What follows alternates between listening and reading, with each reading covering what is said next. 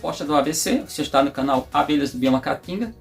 Vamos com algumas perguntas. A primeira pergunta que fizeram é que eu fiz um vídeo chamado Meliponaria sanctória, porque já tinha um vídeo chamado Meliponaria, apenas para mudar um pouco no tutorial. E nesse vídeo eu mostrei que eu tenho entrada de abelhas aqui, pelo menos a entrada de abelhas está no sentido leste, outra no oeste, uma está no sentido norte, outra no sentido sul, nesses quatro. Mas se seu interesse é fazer do estilo que faz na apicultura chamado mandala, que é lá para chamar divisão de colônias, pode fazer. O que eu acho importante, você pense na questão evitar vento incidindo sobre as caixas.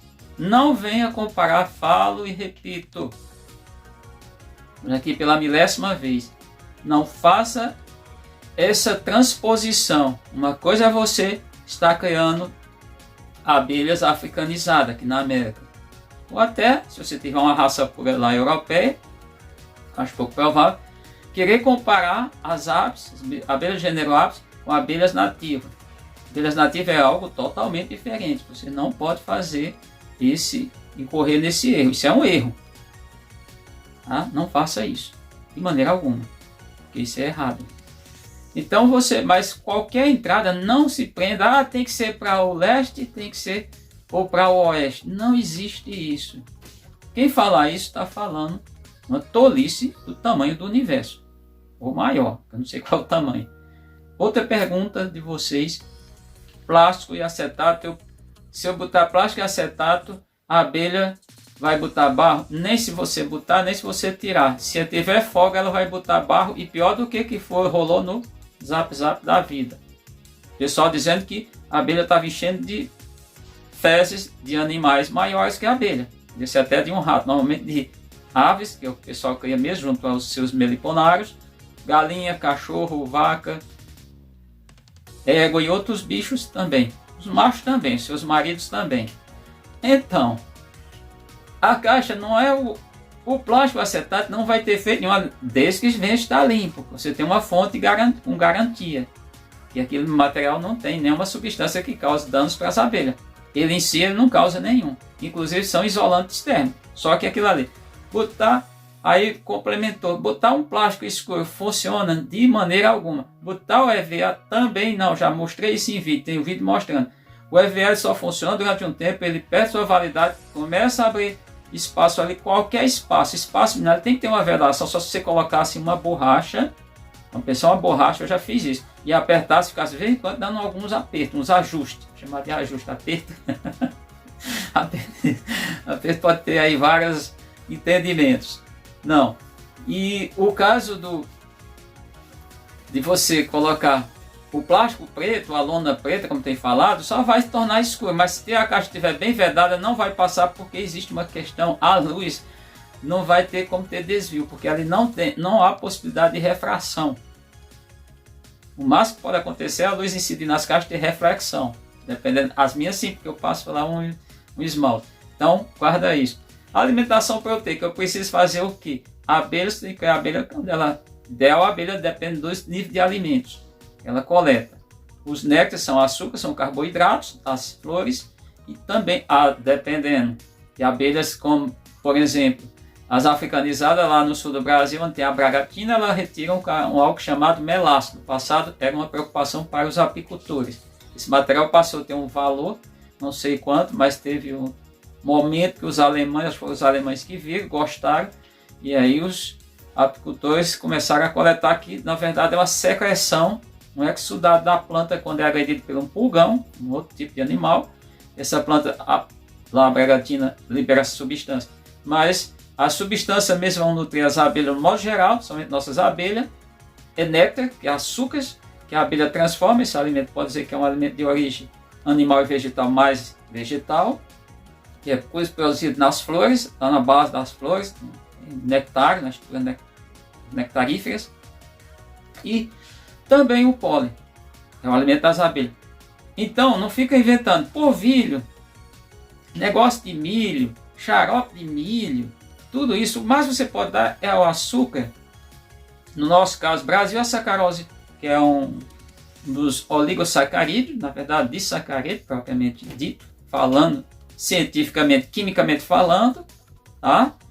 E lá na Europa pode ser obtido da beterraba também. Lá tem plantação de cana-de-açúcar até onde eu sei. Isso é um açúcar, tá? Então você dá para a abelha.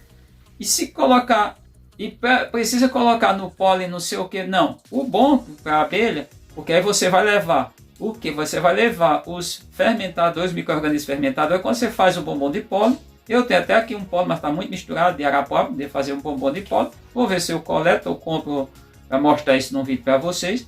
O pólen das africanizadas, coletado pelas africanizadas, que o pólen é das abelhas, tá? E nesse caso eu vou misturar um pouco do pólen da abelha nativa, no caso do arapuá, pode ser também pegar das minhas abelhas, para quê? Porque ali vai ter os fermentadores, sim, ali eu vou ter, no caso do lactobacillus, mas normalmente o que tem ali mais é um fungo, os microfungos do gênero Saccharomyces, que nesse caso ele é um organismo fermentador e respirador, teoricamente. Ou seja, ele faz respiração, é facultativo no termo de respiração, e faz também fermentação. Na ausência de oxigênio, ele faz a fermentação. Na presença, ele faz respiração. Para que isso, Gilvan? O micro-organismo faz isso para poder obter energia. A fermentação nos seres vivos, estamos falando de fermentação biológica, nos seres vivos, assim como a respiração, o objetivo é obter energia, quebrar moléculas, nesse caso, as moléculas lá que estão no pólen. O pólen ainda tem muito o que? Carboidratos. Agora diferencia. Aí nesse caso vai fermentar por quê? Porque tem os carboidratos que revestem o pólen. Logo não precisa estar limão. Limão vai funcionar? Não sei, desconheço. Pode funcionar? Pode. O limão tem o ácido cítrico, mas o ácido cítrico ele tem uma ação que a gente sabe equivalente à invertase, que é uma proteína que tem o papel de enzima, que é uma enzima. Nem toda enzima é proteína, mas nem toda proteína é uma enzima, mas toda enzima é proteína.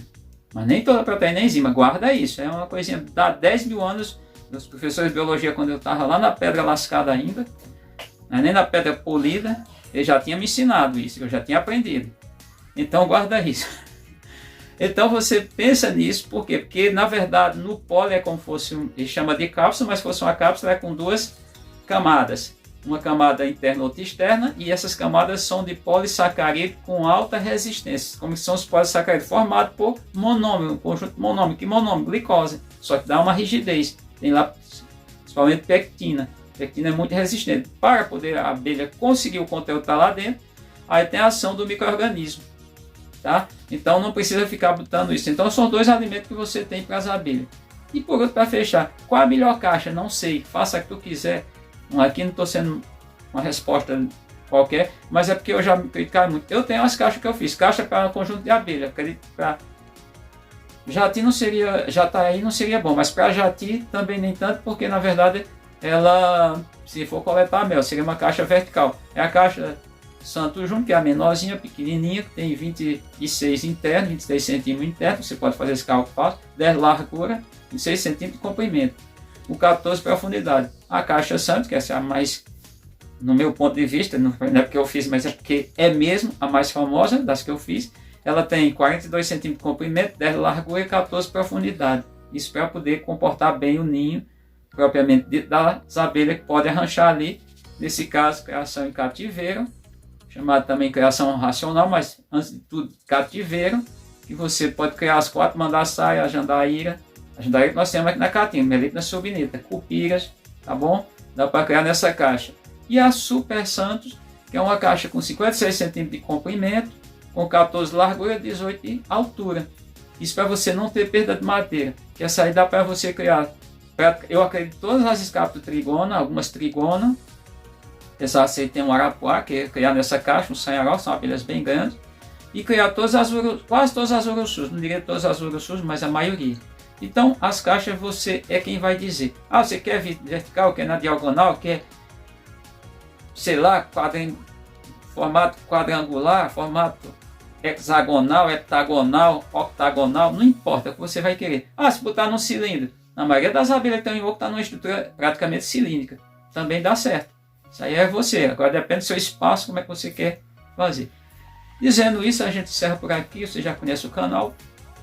Pergunte à vontade, o contato está aqui. Não tenho medo de responder.